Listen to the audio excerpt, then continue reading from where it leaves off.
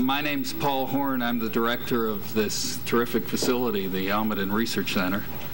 And it's my great pleasure to formally kick off this meeting, the workshop.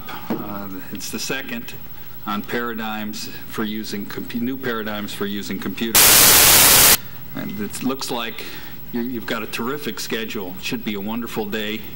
And I hope when you break from the talks and the interesting things that are going on inside the auditorium, you get some chance to walk around and enjoy the facility. It's very important for us in IBM and Almaden to be part of what's going on in this room today. Fundamental changes of how we use computers and how people interact with them. And it's an important part of IBM and especially Almaden being here in Silicon Valley to participate in that. So I just want to welcome the group.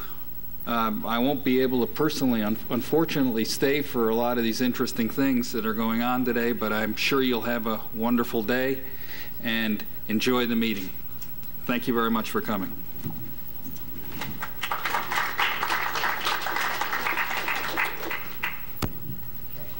So last year there was this same workshop, and there's a videotape, a half-hour videotape that if any of you guys want to get your hands on. I should have a microphone. Where's the John? Could you get down on the microphone? Hello?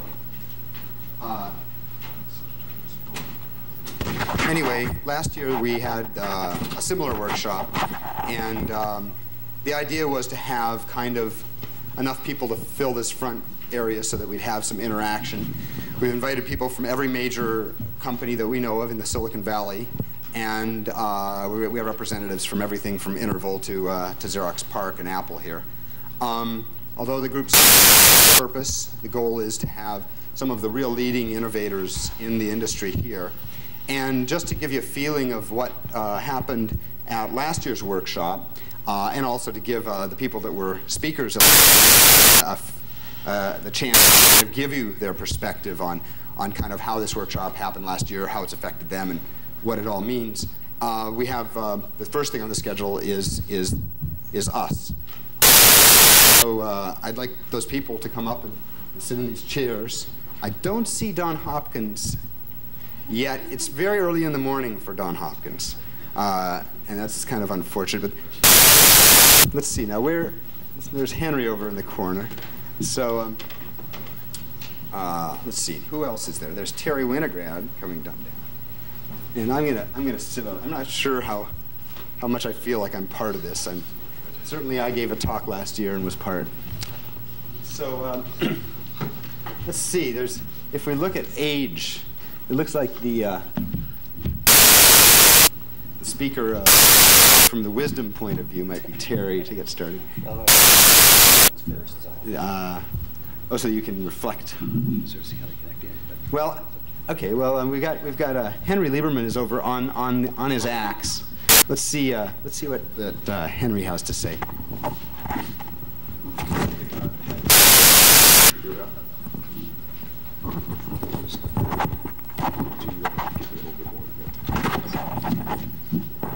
Now, Henry defers to Ken.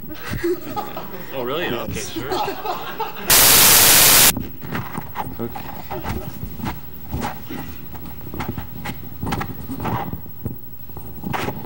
So good morning. One of the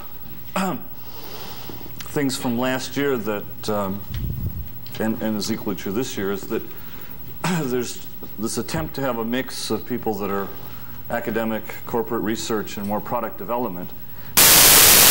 My own background is very much the academic and corporate research, and then 2 years ago I switched over to starting up my own little company and being in the product development sort of side of things. And that's a theme hopefully will come up more throughout the day, which is I've been learning a very different perspective on things than I had before. And what I want to demo, assuming that those guys are as ready as they could be, is that what I'm trying to do, I'm going to show a programming system that takes sort of the good ideas in computer science about actors and concurrent logic programming, concurrent constraints, concurrent objects, all sorts of good computer science ideas, and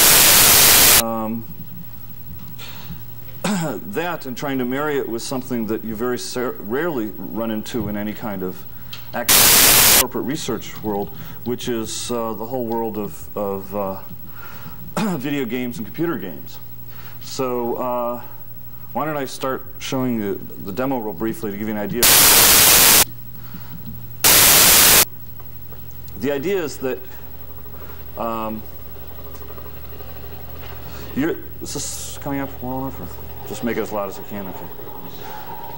The idea is that you're the programmer in this world, and this world is set up such that you can do programming. So as a programmer in this helicopter, we could get out, walk around. There's a little toolbox following us around. We could go into a and sit down on the floor, and toolbox follows us, and we could build a program. And I only have about 5 minutes. That's my understanding. So I'm not going to try to explain in any broad sense what's going on, though I'll try to set it up in the demo area later to see more. But why don't I very quickly give you an idea of how you could sort of do programming in this world. So I just picked up a thought bubble. Now I'm going to pick up a box, drop it into the thought bubble. Then I'll pick up a number 1, just as good for what I want to do. Drop it in there. And then I'm going to take a robot, and we're going to train a robot for what to do when he's got a thought about a box with a 1 in it. So now the robot could do is like go over to the toolbox, pick up a 1, and drop it on top. And there's this little mouse in this world that doesn't like little stacks of numbers and just sort of combines them. And that's the end of a very simple program, one that all it does is it adds 1 to a box with a 1 in it. So we could try it out. We could make to get a box, put a 1 in.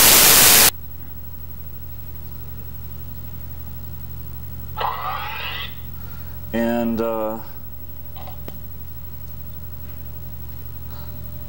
now there's a lot of other tools here. That one happened to be in the way.